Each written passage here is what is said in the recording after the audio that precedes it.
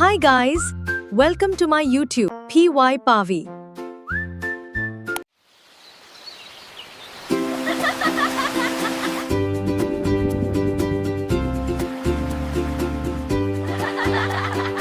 Hi guys, நாங்கள் ரொம்ப நாளாக பிளான் பண்ணி ட்ரிப்புக்கு போக முடியாமல் சரி சும்மாவாது எங்கேயாச்சும் போயிட்டு வரலாம் ரிலாக்ஸிங்காக அப்படின்னு சொல்லிட்டு நாங்கள் வந்த பிளேஸ் தான் கூரக்கொட்டா ரெசார்ட். ஆக்சுவலாக நீங்கள் வந்து வெளியூருக்கு வரீங்க, ஐ மீன் பாண்டிக்கு வரீங்க அப்படின்னு சொல்லிட்டு பிளான் பண்ணீங்க அப்படின்னா கண்டிப்பாக கூரக்கொட்டாவை விசிட் பண்ணுங்கள். நேச்சரோட கலந்த ஒரு செமையான பீஸ்ஃபுல்லான பிளேஸ் இது. கிட்ஸ் விளையாடுறதுக்கும் வந்து ஒரு அழகான ஒரு ஏரியா கொடுத்துருந்தாங்க ஆக்சுவலாக. ஆனால் இங்கே யார் விளையாடிட்டு இருக்கா பாருங்க. ஸோ ஆக்சுவலாக நாங்கள் வந்து இங்கே ஸ்விம்மிங் பூல் யூஸ் பண்ணுறதுக்கு தான் வந்திருந்தோம். ஸோ இங்கே வந்துட்டு எவ்வளோ சார்ஜ் பண்ணுறாங்க அப்படின்னு சொல்லிட்டு பார்த்தீங்கன்னா பர் ஹவருக்கு 250 rupees வந்து சார்ஜ் பண்ணுறாங்க. அண்ட் வந்து பார்த்தீங்கன்னா அங்கே ரூம்ஸ் அண்ட் ஸ்டேவுமே இருக்குது. ஒரு நேச்சுரல் ட்ரீல நீங்கள் ஸ்டே பண்ணால் எப்படி இருக்கும் அந்த மாதிரி ஒரு செட்டப்பு.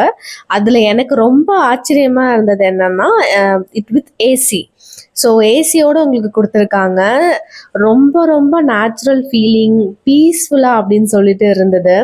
அண்ட் அதிலே வந்து பார்த்தீங்கன்னா உங்களுக்கு ஒரு பால்கனி ஸ்பேஸும் இருக்கும். அதை நான் வந்து வெளியில இருந்து உங்களுக்கு காமிக்கிறேன், அது எப்படி இருக்கும், அங்கே வந்து ஒரு ஆள் நின்னாங்கன்னா எப்படி இருக்கும் அப்படின்ட்டு.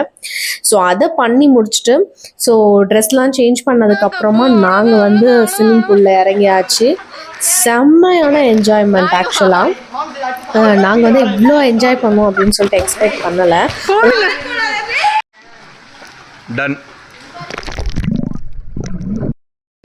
ஸ்விம்மிங் பூல்லேருந்து நெக்ஸ்ட் எங்கே போகிறோன்னா ஒரு ஃபால்ஸ் ஒன்று, ஆர்டிஃபிஷியல் ஃபால்ஸ் ரெடி பண்ணியிருக்காங்க, அங்கே தான் போகிறோம் இப்போது. கூரக்கொட்டால். ஆமாம், கூரக்கொட்டால.